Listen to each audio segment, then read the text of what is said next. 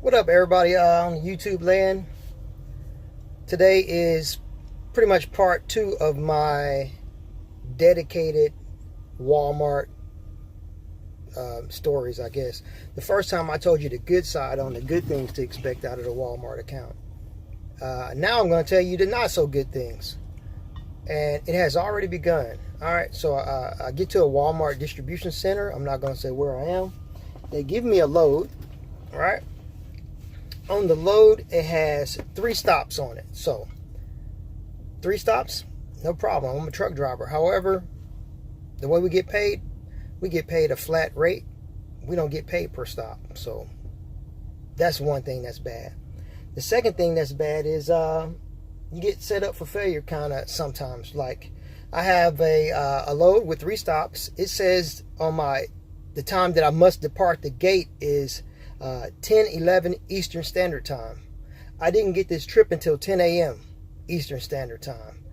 So now I have to go find a trailer, hook up to it, do an inspection on it, make sure I have the right one, go and weigh it, and get out of the gate in less than 11 minutes.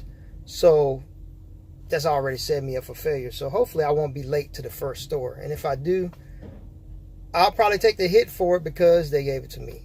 But anyway, that's a couple of bad things. Let me go get this trailer and then we can talk some more later. See you.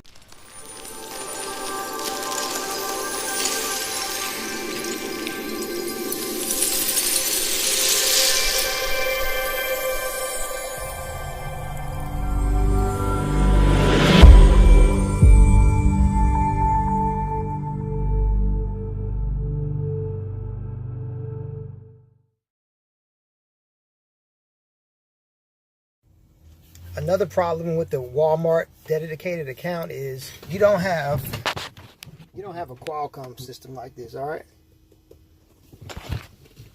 Well, they use some kind of other system. And since we don't have that system, we have to manually do all our trips on a trip sheet. And every time we get to a stop, we have to call and hope someone answers the phone to update the trip. I've been calling. They have a trip update line. It's Saturday. Maybe they're on a skeleton crew, but I haven't been able to reach anybody. But since I'm so far behind schedule, I got to press on and worry about updating the trip later. But that's another problem. Communication. Another problem you can have is these Walmart trucks have these roll-up doors. All right. So if this mechanism, this latch, you can see it, just hooks. You know, it just hooks in there. If you're not used to that because you're used to closing doors, if you don't hook this thing properly, this latch right here, it'll shut. You'll think it's closed. So they require you to have a lock, and this will save your ass. Make sure it's closed and lock it. That way it won't go up on you. You'll be going down the road giving out free groceries. One more thing. I got 2 more things, but I'll tell you one now and one at the end. I got only 2 more things. When you come to these Walmart stores, make sure you follow the directions. I mean, you're going to use the GPS, but also look at the directions that the drivers, they leave directions behind, okay? You might want to highlight it and follow them closely because they will give you the real way on how to get into the Walmart.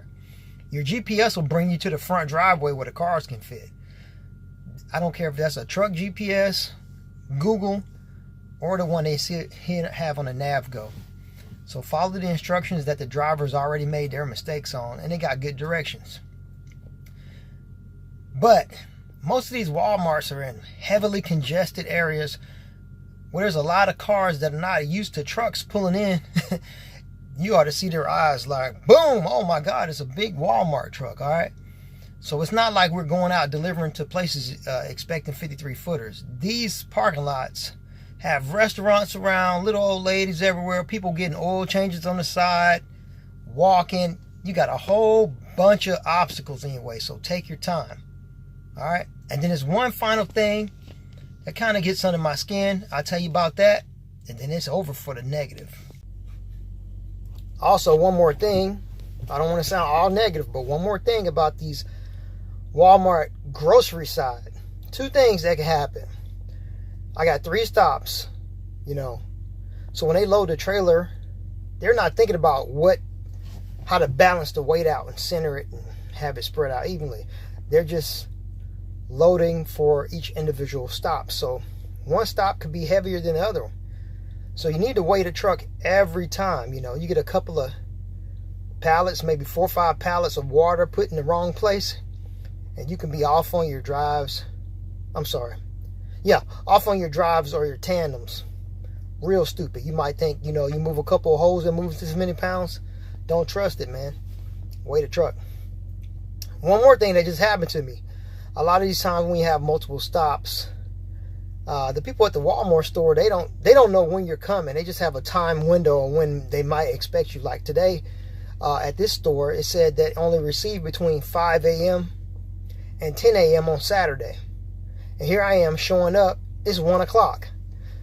But I'm sure they probably had some kind of notice that it's on this Christmas schedule. It's more freight coming in. So they're on the lookout for it. But basically, you can be sitting outside waiting for somebody to let you in because they don't expect you to come. So you can be out there ringing the doorbell. But anyway, they also give you a general phone number to use. It's the phone number to that specific store. So you'll be calling it, trying to compete with the little old ladies that are trying to figure out how much the apples cost this week. Oh, and don't forget to like, subscribe, comment, give me some ideas. My channel is new. I'm at 16 subscribers. I'm looking for number 17. Will that be you? Alright guys, I'm at my third and final stop. It's actually a drop and hook. So I just dropped the trailer, picked up another trailer, alright? And it's time to head to a different distribution center. So you're not going to keep going to the same one back and forth. You're going to get bounced around from distribution center to distribution center, alright? Because with PTL, we don't have a set DC that we work out of. So we'll be floating around to many DCs, and with that comes a problem because each one of them is different. All right, some of these distribution centers, they're funny about you parking on their parking lot.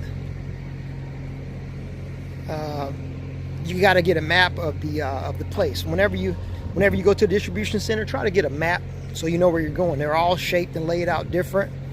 They would assume you've probably been there before. All right, so that's about it. Like I said, some of these distribution centers are really cool. They're nice, you know. They got food. They let you use their showers. You can park overnight. And some of them are just the opposite. You better not even touch any of their stuff. And there's no parking, no idling, nothing. All right.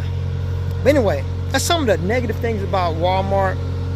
I won't say negative. That's just some of the headaches you'll have to go through. But all in all, I think it's a really good, dedicated run to be on.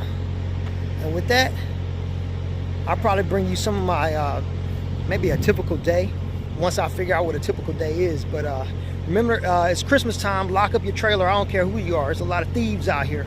Don't get your stuff stolen, because I know I got me a big bullseye on my back with that Walmart trailer with it being Christmas. But it don't matter what kind of trailer you got. All right, lock them up and get ready for this Christmas money. Let's get it.